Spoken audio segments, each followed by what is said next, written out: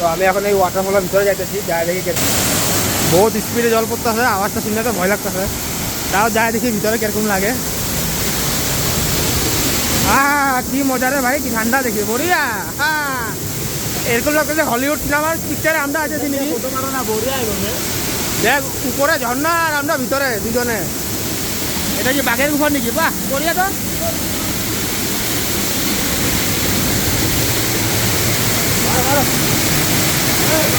মানুষের আওয়াজ সাহসে নাই এর ভিতরে, আমরা দুজন ভিতরে আছি। আমার বন্ধুটা এই যে বিশাল, আর এই আমি দুজন আইলাম। আরে ফটো দিতে ভিডিও দিয়ে আছো, এই লো মারলাম।